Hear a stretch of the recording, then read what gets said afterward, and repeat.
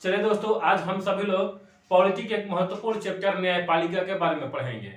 देखिए, हमारे भारत में जो संविधान के अनुसार क्या किया गया है, कार्यपालिका, विधायिका और न्यायपालिका तीनों के लिए अलग अलग कार्य किए गए हैं और तीनों को अलग अलग पृथक रखा गया है।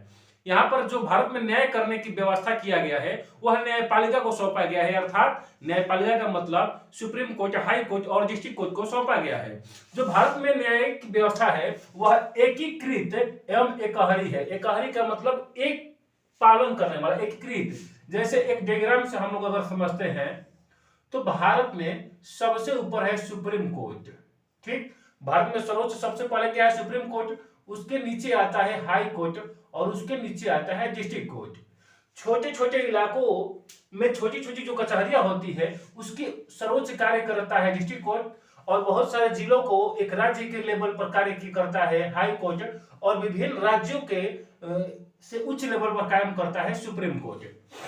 तो आज हम लोग सर्वोच्च न्यायालय पढ़ेंगे, नेक्स्ट वीडियो में हम लोग हाई कोर्ट और डिस्ट्रिक्ट कोर्ट पढ़ेंगे। ठीक, तो भारत में जो न्यायपालिका की व्यवस्था किया गया एकीकृत अथवा एकहरी किया गया है, एकहरी रखा गया है और न्यायपालिका यहाँ पर स्वतंत्र रूप से कार्य करती है। यानी कि भारत में जो न्यायपालिका कार्य करती है पूर्णतः स्वतंत्र है, किसी के अधीन रहकर कार्य नहीं करती है।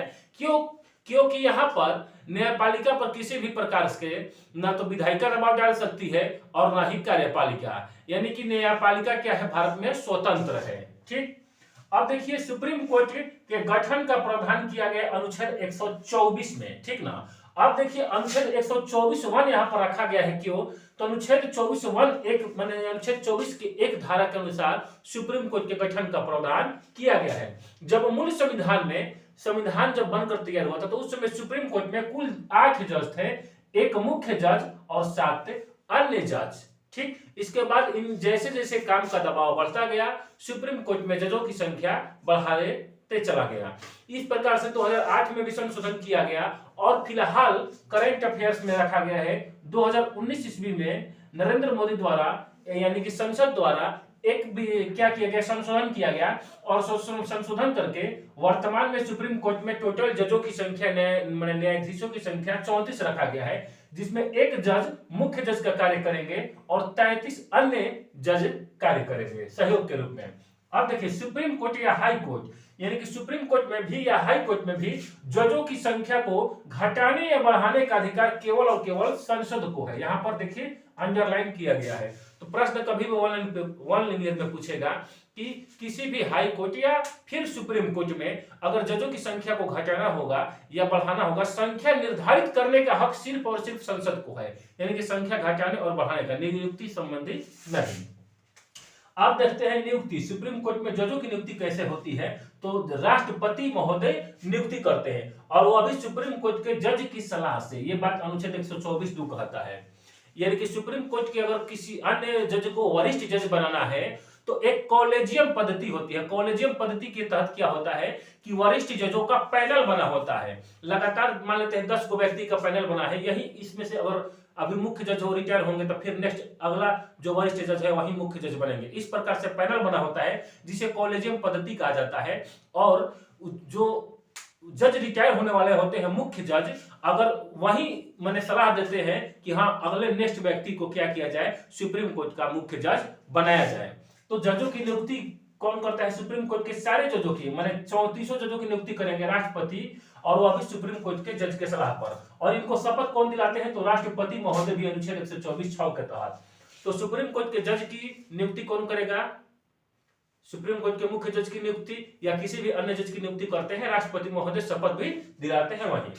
अब देखते हैं सुप्रीम कोर्ट के जज की योग्यता अनुच्छेद 124(3) के तहत। तो मात्र 2 गो सुप्रीम कोर्ट के जजों की मुख्य रूप से 2 गो योग्यता रखा गया है। पहला, भारत का नागरिक हो, ये किसी भी भारत के पद पर बने रहने के लिए भारत की नागरिकता होना जरूरी है।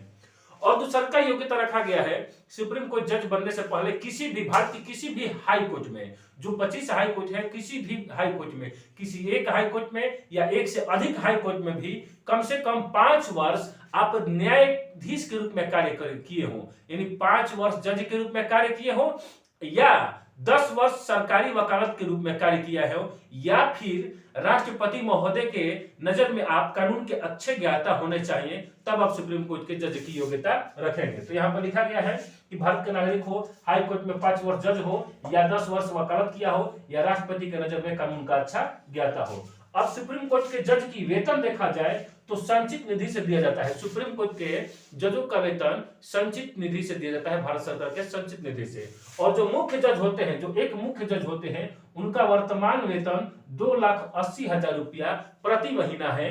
और अन्य जो जज हैं, 33 अन्य जज हैं, इनका एक जज का वेतन 2.5 लाख रुपया प्रति माह है। इसके साथ साथ इन्हें गाड़ी मुफ्त में दिया जाता है, सुविधाएं मुफ्त में दिया जाता है, बिजली, टेलीफोन, अन्य सारे प्रकार के वेतन भत्ते मुफ्त इनको मिलते हैं।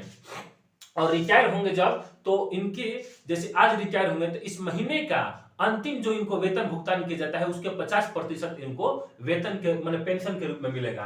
अब सुप्रीम कोर्ट के कार्यकाल का देखा जाए तो 65 वर्ष तक न्यूनतम उम्र नहीं रखा गया है। सुप्रीम कोर्ट के जज के लिए न्यूनतम कोई भी उम्र नहीं होना चाहिए, आप वकालत किए रहेंगे तब आप जज बनेंगे।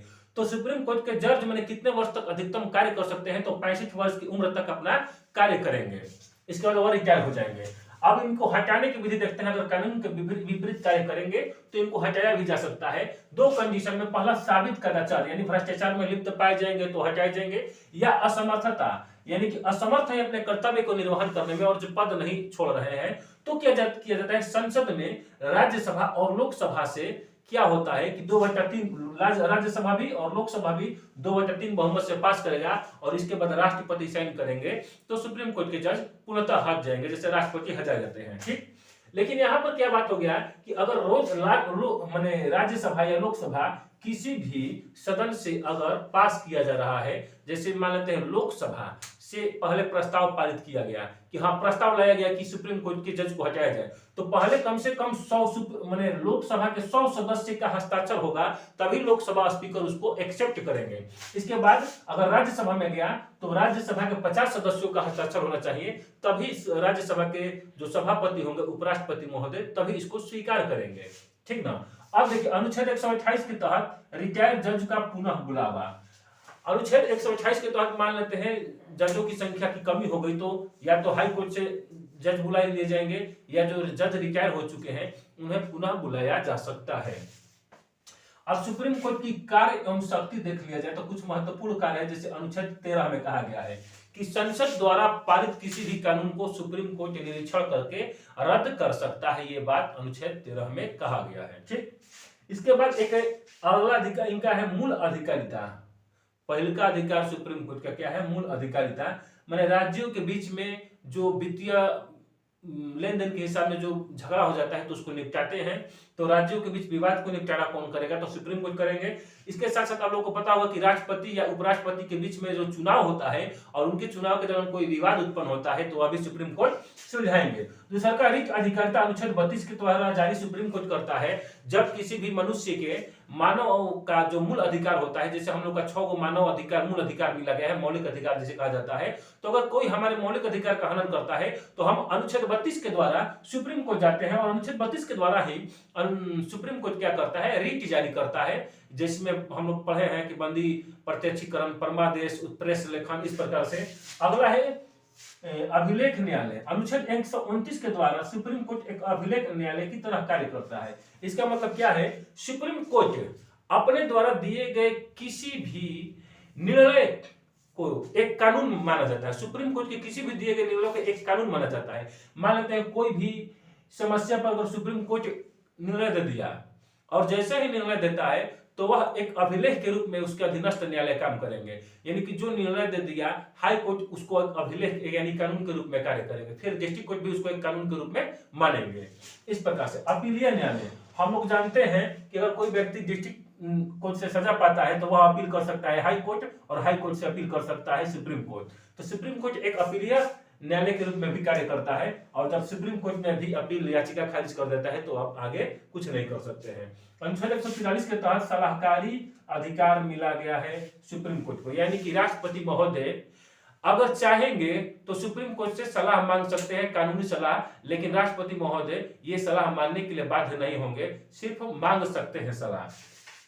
न्यायिक पुनर्विलोकन अनुच्छेद 137 महत्वपूर्ण है, इसको लिख लीजिएगा अंडरलाइन करके। यानी कि सुप्रीम कोर्ट न्याय का पुनर्विलोकन करता है किस अनुच्छेद के तहत? अनुच्छेद 137 के तहत अपने ही द्वारा दिए गए कानून को माने निर्णय को दोबारा जांच सकता है अनुच्छेद 37 के तहत। ठीक, अब देखिए सुप्रीम कोर्ट को संविधान का संरक्षक भी कहा जाता है। तो अभी भी पूछेगा प्रश्न कि संविधान का संरक्षक किसको कहा जाता है? तो सुप्रीम कोर्ट को कहा जाता है। इसके साथ साथ मूल अधिकार का संरक्षक भी कैसे कहा जाता है? सुप्रीम कोर्ट और हाई कोर्ट दोनों को कहा जाता है, लेकिन संविधान का संरक्षक सुप्रीम कोर्ट को कहा जाता है।